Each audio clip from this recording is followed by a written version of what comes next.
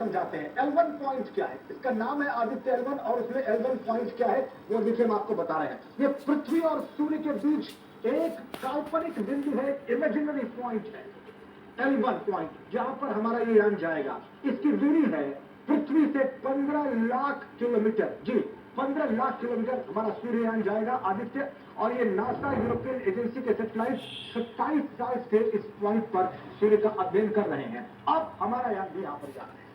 यहां पर पृथ्वी और सूर्य की गुरुत्वाकर्षण शक्ति एक दूसरे को कैंसिल कर देती है, नलिफाई कर देती है, बराबर हो जाती है। इसलिए भी इस बिंदु का चुनाव किया गया है और कम ईंधन की खपत होगी यहां पर। और इस कम ईंधन की खपत में ज्यादा देर तक हम अध्ययन कर पाएंगे, काफी वक्त मिलेगा। ग्रहण के दौरान सूर्य छुपेगा नहीं इस पॉइंट से, यानी 24 घंटे इस पॉइंट से सूरज पर नजर रखी जा सकेगी आदित्य के द्वारा। वैज्ञानिक लुई लैग्रेंज के सम्मान में ये नाम रखा गया। उन्होंने इस पॉइंट को ढूंढा, इस पॉइंट के बारे में पता लगाया और इसीलिए लैग्रेंज पॉइंट कहते हैं L1 पॉइंट। ये है L1 का मतलब, आदित्य L1 इसका पूरा नाम है इस मिशन का, इस यान का। और L1 वो पॉइंट है जिसके बारे में हमने आपको बताया। यहीं पर आदित्य जाएगा, लगभग 4 महीने का वक्त लगेगा उसको वहां पर पहुंचने में। और उसके बाद जो पहुंचने के बाद सूर्य का अध्ययन शुरू करेगा। ओवर टू आदेश। बिल्कुल धन्यवाद राजेंद्र, आपने संक्षेप में बताया कि कितना महत्वपूर्ण मिशन। हमारे साथ अमिताभ पांडे जी जुड़ गए, सीनियर साइंटिस्ट हैं। योगेश कुमार जोशी जी हैं, एस्ट्रोनॉमर हैं और स्पेस को समझते हैं, उनसे बारीकियों को समझेंगे। Amitabh Pandey sir, Aditya L1 mission जो है ये भारत आज लॉन्च कर रहा है। जो पहले से मिशन तमाम चल रहे हैं L1 पॉइंट पर, उनसे ये कितना अलग है और क्या ऐसा उम्मीद करे भारत जो बड़ा महत्वपूर्ण होने वाला है स्पेस साइंस की दुनिया में? हमको पहले तो ये समझने की जरूरत है कि सूरज जो हमारा तारा है, इसकी बहुत सारी चीजों को हम जानते हैं, हमको मालूम है ये कोई देवता नहीं है। एक हाइड्रोजन हीलियम के प्लाज्मा का बहुत बड़ा गोला है, लगभग 150 लाख किलोमीटर इसका दायरा है, जो रेडियस है। और ये जो सूरज है इसके अंदर एक कंट्रोल हाइड्रोजन फ्यूजन चल रहा है। जैसे कि हाइड्रोजन बम हम इंसानों ने बना लिया है, लेकिन उसको कंट्रोल करना अभी तक नहीं सीख पाए हैं। तो जिसके कई सारी कंट्रीज रेस में लगे हुए हैं कि कौन सबसे पहले अपनी लैब में एक आर्टिफिशियल सन बना ले। लेकिन उसको बनाने के लिए हमें सूरज के रहस्यों को जानना बहुत जरूरी है। तो सूरज के कुछ ऐसी अनसुलझी पहेलियां हैं जिसको अभी भी जानने की कोशिश कर रहे हैं। इसको बहुत आसान भाषा में समझाऊं तो सूरज की सतह जो होती है, इसको फोटोस्फीयर कहते हैं। इस सतह का तापमान लगभग 5,500 डिग्री सेंटीग्रेड है। इसके ऊपर इसका एक एटमॉस्फेयर है, जिसे सबसे पहले क्रोमोस्फीयर आता है, जो कि एक्लिप्स के टाइम पर अगर हम देखें तो जब चांद सूरज को पूरा ढक लेता है तो गुलाबी लाल रंग का एक आभा मंडल दिखाई देता है, जिसको हम क्रोमोस्फीयर कहते हैं। क्रोमोस्फीयर के ऊपर एक कोरोना है, जो एक्लिप्स जिन्होंने देखा है, टोटल एक्लिप्स, ऐसा लगता है सूर्य ने एक किरणों का मुकुट जैसे पहन रखा है। तो ये जो इसका जो कोरोना है, इसका टेम्परेचर और सतह के टेम्परेचर में बड़ी अजीब सी बात है जी, कि सतह का टेम्परेचर तो सिर्फ 5,500 डिग्री से थोड़ा ज्यादा है, लेकिन जो कोरोना है इसका टेम्परेचर जो है करीब आपका 1 मिलियन डिग्री सेंटीग्रेड। बिल्कुल, और इन्हीं रहस्यों को समझना जरूरी है और बहुत जरूरी है अगर हमें सूरज को अपनी लैब में बनाना है। बिल्कुल, इन्हीं रहस्यों को समझना जरूरी है। हमारे दूसरे मेहमानों के पास जाएंगे, लेकिन आदित्य L1 मिशन का मकसद क्या है वो समझना भी बेहद जरूरी है। और ये भी हम जान लेते हैं, समझ लेते हैं कि मकसद महत्वपूर्ण तौर से क्या है। और जैसा कि अमिताभ सर बता रहे हैं कि रहस्यों को समझना जरूरी है, तो देखिए सूर्य मिशन का मकसद क्या है ये जानना जरूरी है। पहला मकसद ये है कि सूरज से निकलने वाली जो गर्मी है उसकी स्टडी की जाए, टेम्परेचर का अध्ययन किया जाए और ये समझा जाए कि आखिर इसके पीछे के रहस्य क्या है। सूरज की गर्म हवा फ्लेयर्स की जानकारी मिले, इसके भी राज को समझा जाए, ये भी इस आदित्य L1 का मकसद है।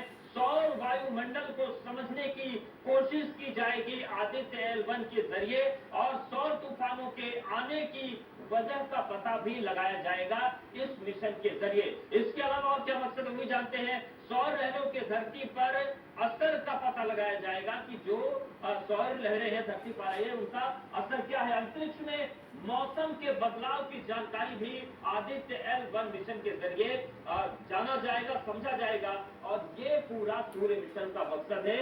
ये तमाम महत्वपूर्ण बातें हैं। हमारे साथ हमारे सहयोगी श्रीनिवास सरिकोटा जुड़ गए हैं।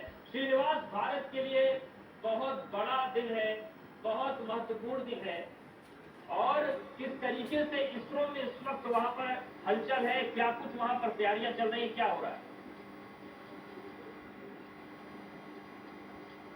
जो रह गया है, और मैं आपको कुछ तस्वीरें दिखाता हूँ कि आपके रिश्तों में चल खड़ा है।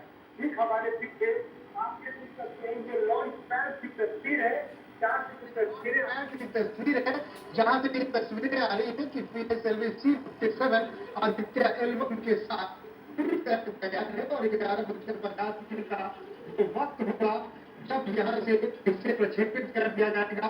और मैं आपको तमाम वैज्ञानिक मिशन से जुड़े हुए तमाम लोग कमान क्षेत्र में मौजूद हैं, और जहाँ पे हम मौजूद हैं ये यहाँ का कमांड मीडिया सेंटर है और बिल्कुल की तरफ बिल्कुल श्रीनिवास साहब के पास आएंगे। देखिए तैयारी अंतिम चरण में है और अपने सहयोगी राजेंद्र का भी रुख कर लेते हैं। राजेंद्र, एल1 आदित्य एल1 को लेकर और क्या महत्वपूर्ण जीते हैं, कुछ और बिंदु आप बताइए।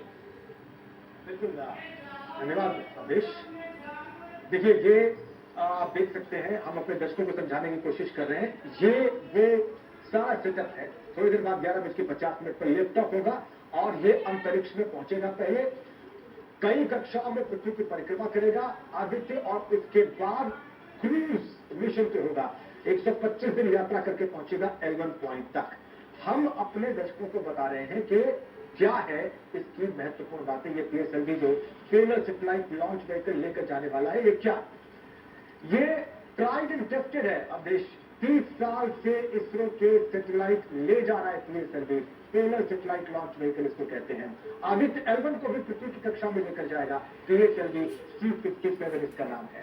और ये बहुत महत्वपूर्ण, जैसा कि मैं भी बता रहा था आपको कि ये ट्राइड है, टेस्टेड है, अब तक के अपने सारे मिशन सफलतापूर्वक पूरा कर चुका है। इस बार फिर इस पर भरोसा किया गया है, यही लेकर जाएगा। 104 सैटेलाइट्स को अंतरिक्ष में स्थापित, कक्षा में स्थापित करने का वर्ल्ड रिकॉर्ड है PSLV के नाम पर। और फिर से एक बार ये काम पे लगने जा रहा है। 11:50 पर आदित्य को लेकर यही उड़ान देगा। और ये वो चीजें हैं। 2013 में मंगलयान लेकर यही PSLV रॉकेट जा चुका है। इसरो का सबसे भरोसेमंद रॉकेट माना जाता है। कई विदेशी सैटेलाइट लॉन्च कर चुका है PSLV। आज 59वें मिशन पर PSLV आदित्य एल1 को लेकर जा रहा है। 600 किलोमीटर तक 1750 किलोग्राम ले जाने की क्षमता है PSLV की। 235 किलोमीटर बाई 19,500 किलोमीटर की ऑर्बिट में 1481 किलोग्राम के आदित्य को PSLV स्थापित करेगा। ये है इसका मिशन और ये है इसकी खासियत। वापस आपको स्टूडियो ले चलते हैं अवधेश के पास। धन्यवाद राजेंद्र, बड़ी महत्वपूर्ण जानकारी आपने दी। और जो PSLV की बात हो रही है, भारत का जो वर्क हॉर्स कहा जाता है, बड़ा भरोसेमंद ये लॉन्चिंग व्हीकल है। योगेश जोशी जी आपके पास आ रहे हैं। जो PSLV की हम बात कर रहे हैं, किसी अंतरिक्ष अभियान को शुरू करने में जो लॉन्चिंग व्हीकल होता है उसकी कितनी महत्वपूर्ण भूमिका होती है, और PSLV कैसे बड़ा भाग्यशाली है भारत से। जैसे हम समझते हैं कि अगर आपको स्पेस में जाना है, आपके पास इकलौता साधन है रॉकेट, तो इसलिए लॉन्चिंग व्हीकल आपके लिए सबसे महत्वपूर्ण चीज बन जाता है। अगर हम PSLV की बात करते हैं, सबसे भरोसेमंद व्हीकल, जैसे हम समझ चुके हैं अभी 104 सैटेलाइट, 50-60 सैटेलाइट के काफी सारे ग्रुप, उसके अलावा चंद्रयान 1 मिशन, मंगलयान, तो सभी मिशन हमने PSLV से ही पूरे करेंगे। इसलिए भारत और इसरो PSLV पे अपना पूरा भरोसा जताता है और हमारे लिए सबसे महत्वपूर्ण यान बन जाता है जो हमें इस ऑर्बिट तक ले जा सकता है। बिल्कुल योगेश जी, PSLV का जो यहाँ पर काम है कि इसको कितनी दूरी तक लेके जाएगा और उसके बाद आदित्य एल1 की जो यात्रा है वो कैसे फिर बढ़ेगी। तो सर, अगर हमें सूरज के पास, मतलब लैंडिंग पॉइंट 1 तक अगर हमें जाना है, सूरज की तरफ अगर हमें जाना है, तो हम वहां पर डायरेक्टली नहीं जाएंगे। हम कुछ पहले हम जैसे लॉन्चिंग के बाद धरती के कुछ चक्कर काटेंगे, करीब 4 चक्कर, जिसमें कुछ दिनों का समय हमें गुजरेगा। अब धरती से लॉन्च होकर जैसे एक चक्कर आप काटते हैं, उसके बाद उसके ऑर्बिट को धीरे धीरे बढ़ाया जाएगा। तो जैसे मान लीजिए धरती के पास से हमने चक्कर काटना स्टार्ट किया, तो हम एक ओवल ऑर्बिट में जाएंगे। तो जब वापस से हम एक पॉइंट पे आ जाएंगे, उस पॉइंट पे हम एक फिर से एक मैनुअल करेंगे, ऑर्बिट रेजिंग मैनुअल। धीरे धीरे उस ऑर्बिट को बढ़ाया जाएगा और एक पॉइंट ऐसा आएगा जब हमारी स्पीड इतनी ज्यादा हो जाएगी कि हम धरती के स्फीयर ऑफ इन्फ्लुएंस से बाहर जा पाएंगे। तो उस पॉइंट के बाद हम L1 पॉइंट की तरफ बढ़ना शुरू करेंगे। बिल्कुल हमारे साथ स्पेस एक्सपर्ट मिर्जा फैजान जी जुड़े हैं। सर, आपके पास आ रहे हैं और ये जानना चाहते हैं कि जो लगभग 4 महीने की यात्रा आदित्य L1 की है, इसमें कौन कौन से ऐसे पॉइंट्स हैं जो बड़े संवेदनशील हो सकते हैं? ये जो सफर है इसमें कहां कहां पर चिंता वाली स्थितियां बन सकती है? पूरी यात्रा कैसे होगी 4 महीने? धन्यवाद अवधेश। देखिए, जैसे कि हमारे साथी ने बताया कि करेक्टर हम क्रूज नहीं करते। सबसे पहले तो ये समझिए कि 5 पॉइंट्स है, L1, L2, L3, L4 और L5। 5 पॉइंट्स है अवधेश के। तो L1, L2 और L3 जो है ये अनस्टेबल पॉइंट्स होते हैं। L4 L5 स्टेबल होता है क्योंकि अर्थ के ऑर्बिट के ऊपर आता है। लेकिन L1 L2 पे फायदा ये होता है कि यू कैन हैव डायरेक्ट 24/7 24 घंटे हर साल भर आप सूर्य पर नजर रख सकते हैं। तो हम वहाँ जाएंगे कैसे भी हमारे साथ हमारे भी डेट में जाते तो फिर क्या करते हैं कि जब ऑर्बिट एयर पे पहुंचते हैं तो समथिंग कॉल्ड ट्रांसफर मैनूवर में क्या होता है कि आप एक दूसरे पे आते हैं उसके आकर के आप बर्न करते हैं तो आपकी धीरे धीरे आपकी ऑर्बिट बढ़ती है। उसके बाद फिर आप ट्रांसफर मैनूवर करके एल्बन की तरफ जाते हैं। एल्बन जो ऑर्बिट है हेलो ऑर्बिट होते हैं वो थ्री डायमेंशनल ऑर्बिट। तो फिर आप सेकंड बर्न करेंगे तो जो आप अपने ऑर्बिट को हेलो ऑर्बिट में आकर के सेकंड बर्न करके आप वहाँ हेलो ऑर्बिट पर जाके स्थापित होते हैं। तो इस तरह से सारी यात्रा जो है लगभग इसमें 100 सम डेज लग सकता है क्योंकि हम धीरे धीरे जा रहे हैं। बिल्कुल, और देखिए धीरे धीरे जाएंगे लेकिन काउंटडाउन भी शुरू है और थोड़ा ही वक्त बाकी है। अब लगभग 36 मिनट का वक्त बाकी है जब आदित्य L1 मिशन की लॉन्चिंग होगी। इसरो में तैयारियां पूरी हो चुकी हैं और थोड़ी देर के बाद आदित्य L1 मिशन लॉन्च कर दिया जाएगा। 38 मिनट से भी कम का वक्त बाकी है। इसरो की तैयारियां पूरी हो चुकी हैं जैसा कि अभी श्रीनिवास ने वहां की तस्वीरें दिखाई थी और थोड़ी देर के बाद आदित्य L1 मिशन लॉन्च कर दिया जाएगा। हमारे साथ हमारे सहयोगी वीरेश पांडे भी बने हुए हैं। वीरेश, आदित्य L1 मिशन की लॉन्चिंग को लेकर पूरे देश में उत्साह है, दुनिया भर की निगाहें हैं। आप कहां पर इस वक्त है और वहां पर क्या हलचल है? देखिए, ये लखनऊ का नक्षत्रशाला है और यहाँ पर खगोल विज्ञान से जुड़े हुए तमाम विद्यार्थी लखनऊ विश्वविद्यालय से लेकर यहाँ आधे दर्जन विश्वविद्यालय हैं उनके आए हुए हैं। यहाँ वैज्ञानिक भी हैं, जो यादव जी हैं, साइंटिस्ट हैं इस नक्षत्रशाला के, जो बैठे हुए हैं यहाँ पर आराम की मुद्रा में, और अक्सर आराम की मुद्रा में यहाँ रहते हैं वो। और जो विद्यार्थी हैं वो बताएंगे। आप ये बताओ कि आदित्य L1 इससे क्या इम्पैक्ट पड़ेगा खगोल विज्ञान?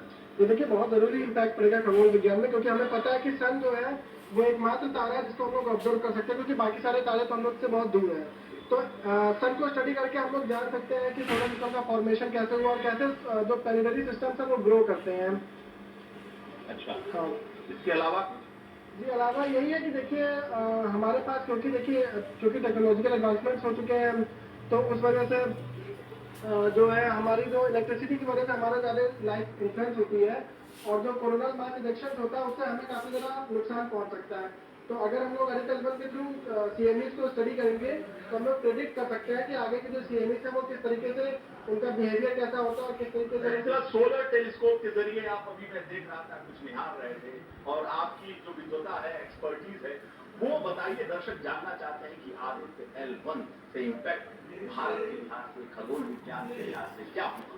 आप लोगों को वैसे ही पता होगा कि 3 कंट्रीज केवल विदेश आएंगे आपके पास और लगातार ये बातचीत का सिलसिला जारी रहेगा। यहाँ पर वक्त एक छोटे से ब्रेक का है। लगातार निगाहें बनी हुई है आदित्य